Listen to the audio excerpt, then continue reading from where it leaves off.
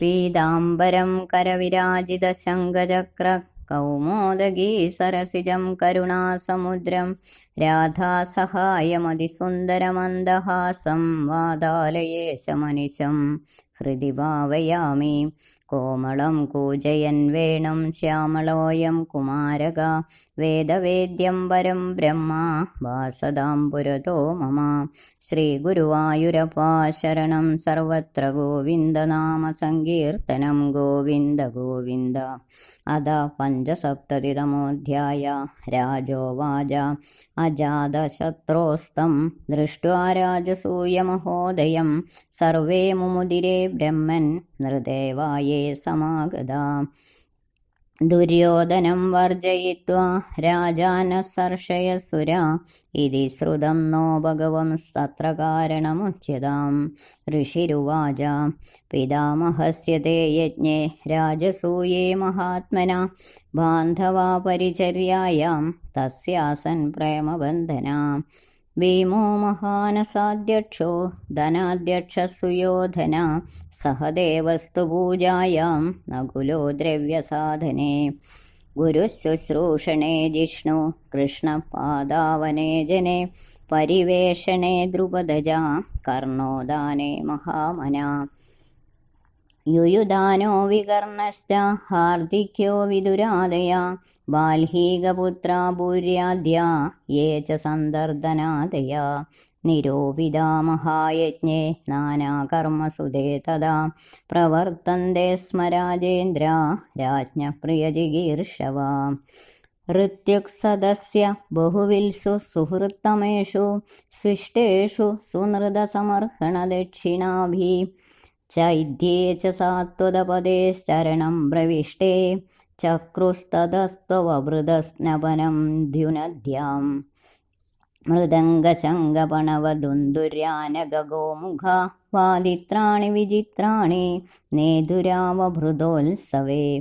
നർത്തക്യോ നൃദുർഹൃഷ്ട ഗായകായോ ദശോ ജഗോ വീണാ വേണുതലോന്നാദസ്തേഷാം സദിവമസ്പൃശത്. ചിത്രധ്വജപതാകാഗ്രേ രിഭേന്ദ്രസ്യന്ദനാർവഭി സ്വലംകൃതൈർബടൈർഭൂഭാ നിര്യയു രുക്മമാലിനാ. യദുസൃഞ്ജയകാംഭോജ കുരുകേകയകോസല കമ്പയന്തോ ഭുവം സൈന്യർയജമാനപുരസ്സരാ.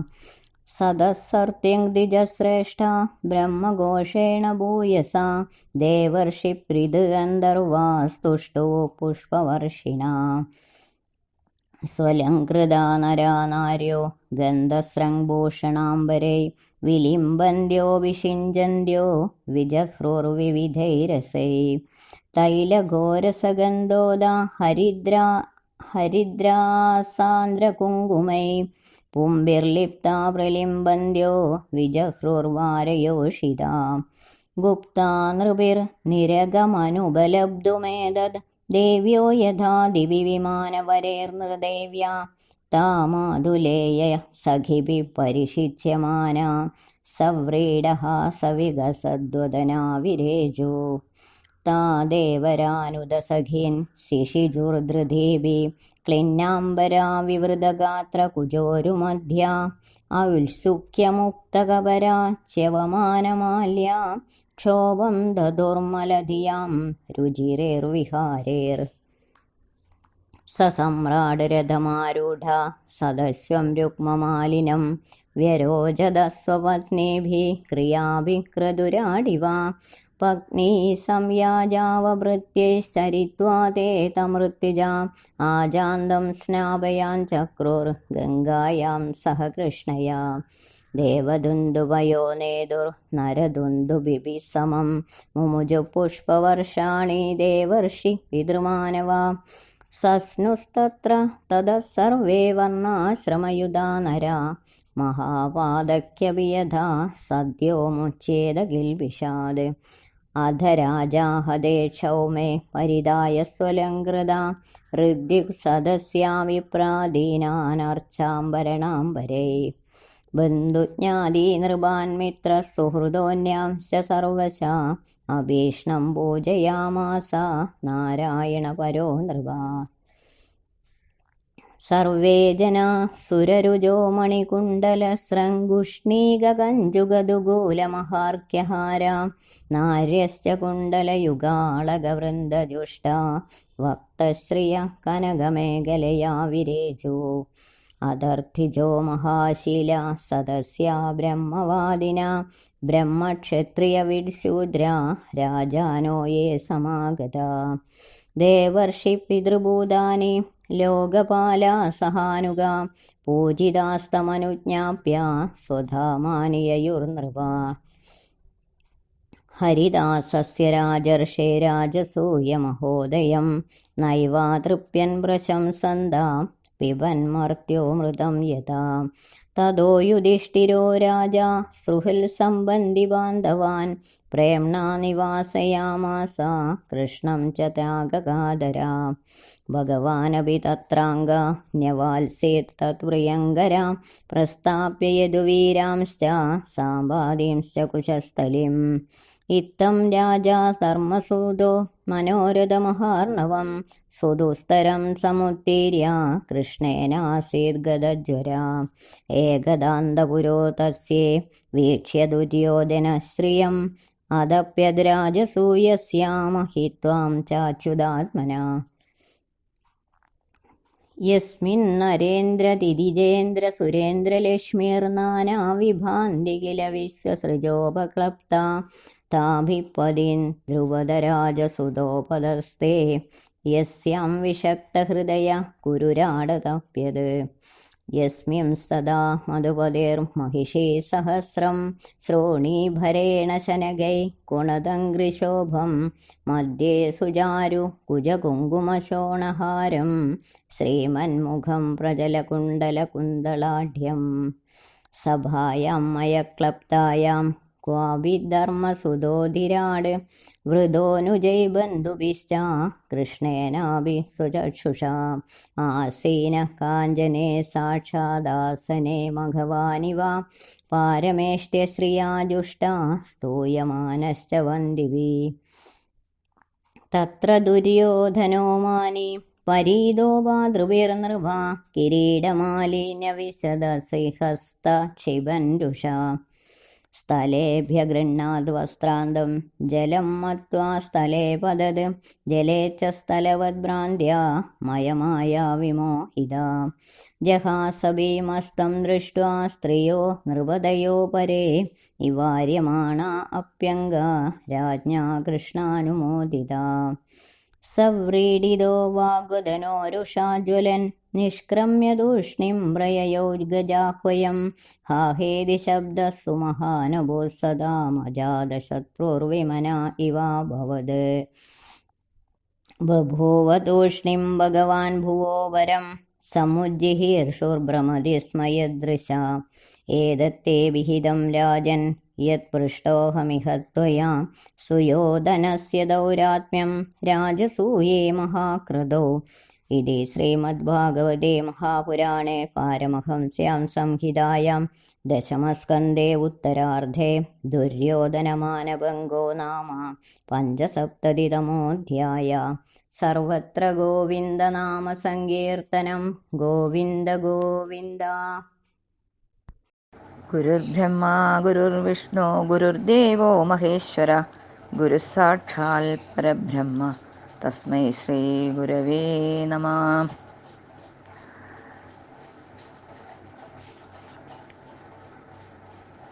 പീതാംബരം കരവിരാജിതശംഖചക്രകൗമോദഗീ സരസിജം കരുണാസമുദ്രം രാധാസഹായമതിസുന്ദരമന്ദഹാസം വാതാലയേശമനിശം ഹൃദി ഭാവയാമി. ശ്രീ ഗുരുവായൂരപ്പ ശരണം. കഥാമയീം ഭാഗവതാഭിധാനാം ഹരേതനും ദേചരിതൈസ്ത്വദീയൈ യഥാമതിത്വൽപരിതോഷകാമസ്തൗമി പ്രസീദാച്യുതമാരുദേശ. ശ്രീഹരയേ നമഃ.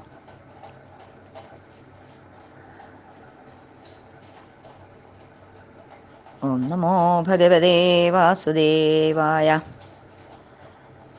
എല്ലാവർക്കും നമസ്കാരം.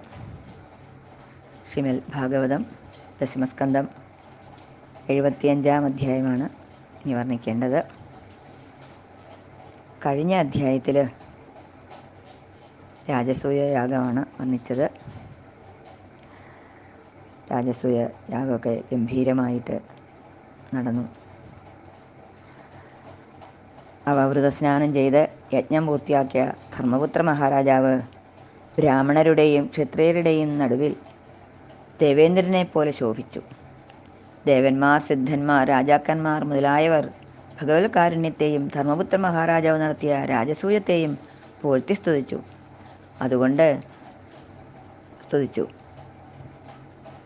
രാജസൂയത്തെയും പുകഴ്ത്തി സ്തുതിച്ചുകൊണ്ട് അവരവരുടെ സ്ഥാനങ്ങളിലേക്ക് മടങ്ങിപ്പോയി. ധർമ്മപുത്ര മഹാരാജാവിൻ്റെ യശസ് നാടൊട്ടുക്ക് പരന്നു. അദ്ദേഹത്തിൻ്റെ വർദ്ധിച്ചു വന്ന ഈ ഐശ്വര്യം കണ്ട് പാപിഷ്ഠനായ ദുര്യോധനന് മാത്രം സന്തോഷമുണ്ടായില്ല.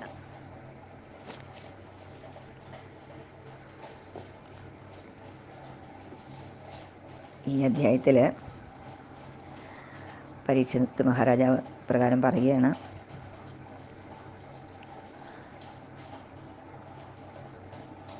അജാതശത്രോസ്തം ദൃഷ്ട്വാ രാജസൂയമഹോദയം സർവേ മുമുദിരേ ബ്രഹ്മൻ നൃദേവായേ സമാഗതാ ദുര്യോധനം വർജയിത്വാ രാജാനഃ സർഷയസുരാ ഇതി ശ്രുതം നോ ഭഗവം തത്ര കാരണമുച്യതാം.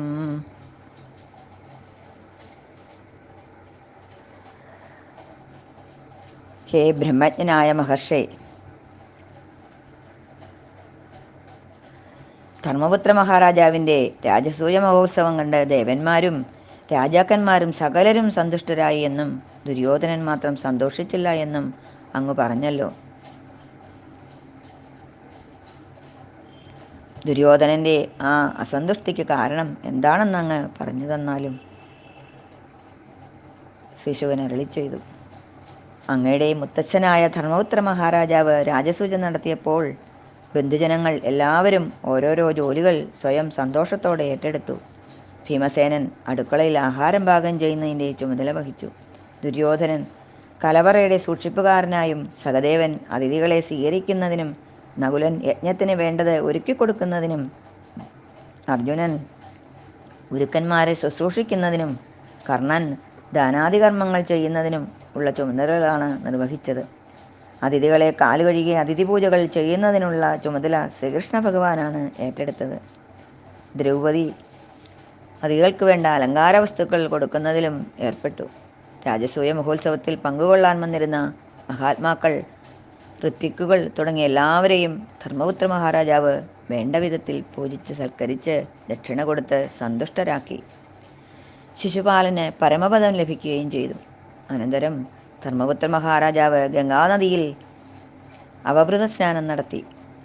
ആ അവസരത്തിൽ മൃദംഗം, ശംഖം, പണവം, ആനകം മുതലായ മംഗളവാദ്യങ്ങൾ മുഴങ്ങുകയും നർത്തകിമാർ നൃത്തം ചെയ്യുകയും ഗായകന്മാർ പാട്ടു പാടുകയും ചെയ്തു. അവരുടെ സംഗീതധ്വനി 3 ലോകങ്ങളിലും മുഴങ്ങിക്കേട്ടു. രാജസൂയ മഹോത്സവത്തിലെ അവഭൃത സ്നാനം വളരെ ആഘോഷപൂർവ്വമാണ് നടത്തിയത്. യജമാനനായ ധർമ്മപുത്ര മഹാരാജാവിനെ മുമ്പിൽ നടത്തിക്കൊണ്ട് യാദവന്മാർ, സഞ്ജയന്മാർ, ബ്രാഹ്മണ ശ്രേഷ്ഠന്മാർ മുതലായവർ സൈന്യങ്ങളോടും വാദ്യഘോഷങ്ങളോടും കൂടി അവഭൃത സ്നാനത്തിനായി പുറപ്പെട്ടു. ഋത്വിക്കുകളും ബ്രാഹ്മണരും വേദമന്ത്രങ്ങൾ ചൊല്ലിക്കൊണ്ട് ധർമ്മപുത്ര മഹാരാജാവിനെ അനുഗമിച്ചു. ആ അവസരത്തിൽ ദേവന്മാർ, ഗന്ധർവന്മാർ മുതലായവർ പുഷ്പവൃഷ്ടി ചെയ്യുകയും സ്തോത്രങ്ങൾ ചൊല്ലി സ്തുതിക്കുകയും ചെയ്തു. അവഭൃത സ്നാന മഹോത്സവം കാണാനായി ദേവസ്ത്രീകൾ വിമാനങ്ങളിൽ വന്നു ചേർന്നു. രാജപത്നിമാരും ഭഗവത് പത്നിമാരും രഥങ്ങളിൽ കയറി ആ ഗംഗാതീരത്ത് വന്നു നിന്നു. പുരുഷന്മാരും സ്ത്രീകളും മഞ്ഞൾ, പലതരം കുറിക്കൂട്ടുകൾ, സുഗന്ധതൈലം മുതലായവ തേച്ച് ഗംഗാനദിയിൽ ഇറങ്ങി സ്നാനം ചെയ്തു. ഋത്വിക്കുകൾ വിധിപ്രകാരം ധർമ്മപുത്ര മഹാരാജാവിനെ പാഞ്ചാലിയോടുകൂടി സ്നാനം ചെയ്യിപ്പിച്ചു. ആ സമയത്ത് ദേവന്മാർ, പിതൃക്കൾ, മനുഷ്യർ മുതലായവരെല്ലാം ആനന്ദഭരിതരായി പുഷ്പവൃഷ്ടി ചെയ്തു. അതിനുശേഷം അവിടെ വന്നു ചേർന്നിരുന്ന സകലരും ആ പുണ്യസമയത്ത് ഗംഗാസ്നാനം ചെയ്ത് പാപവിമുക്തരായി. സ്നാനം കഴിഞ്ഞ് ധർമ്മപുത്ര മഹാരാജാവ് പട്ടുവസ്ത്രങ്ങൾ ധരിച്ച് ആചാര്യന്മാർക്ക് വസ്ത്രങ്ങളും ആഭരണങ്ങളും നൽകി പൂജിച്ചു. പിന്നീട് അവിടെയുണ്ടായിരുന്ന സകലരെയും സർവേശ്വര ഭാവത്തിൽ ധർമ്മപുത്ര മഹാരാജാവ് സൽക്കരിച്ചു പൂജിച്ചു. പട്ടുവസ്ത്രങ്ങൾ, മുത്തുമാലകൾ, സ്വർണ്ണാഭരണങ്ങൾ മുതലായവ ധരിച്ച സ്ത്രീകളും പുരുഷന്മാരും സാധാരണമായ ശോഭയുള്ളവരായി കാണപ്പെട്ടു. അവവൃത സ്നാനത്തിൻ്റെ ചടങ്ങുകൾ കഴിഞ്ഞപ്പോൾ ഋത്വിക്കുകൾ, രാജാക്കന്മാർ, ഋഷീശ്വരന്മാർ തുടങ്ങി മറ്റെല്ലാവരും ധർമ്മപുത്ര മഹാരാജാവിൻ്റെ അനുജ്ഞയോടുകൂടി അവരവരുടെ സ്ഥാനങ്ങളിലേക്ക് മടങ്ങിപ്പോയി. ഹരിദാസനായ ധർമ്മപുത്ര മഹാരാജാവിൻ്റെ രാജസൂയ മഹായജ്ഞത്തെക്കുറിച്ച് എത്ര വർണ്ണിച്ചിട്ടും ജനങ്ങൾക്ക് തൃപ്തി വന്നില്ല. ശ്രീകൃഷ്ണ ഭഗവാന്റെ വിയോഗം ഒട്ടും സഹിക്കാൻ കഴിയാത്ത ധർമ്മപുത്ര മഹാരാജാവിൻ്റെ കൂടെ ഭഗവാൻ കുറേ ദിവസങ്ങൾ കൂടി താമസിക്കാൻ തീരുമാനിച്ചു. ഭഗവാൻ പുത്രന്മാരെയും മറ്റ് യാദവ ശ്രേഷ്ഠന്മാരെയും ദ്വാരകയ്ക്ക് അയക്കുകയും ചെയ്തു. ഭഗവാന്റെ കാരുണ്യത്തിൽ ധർമ്മപുത്ര മഹാരാജാവ് കൃതാർത്ഥനായി തീർന്നു. ശ്രീകൃഷ്ണ ഭഗവാനെ സദാ സേവിച്ചു കഴിയുന്ന ധർമ്മപുത്ര മഹാരാജാവിൻ്റെ ഐശ്വര്യസമൃദ്ധിയും രാജസൂയ മഹായജ്ഞത്തിൻ്റെ മഹിമയും കണ്ട് ദുര്യോധനൻ അസൂയപ്പെട്ടു.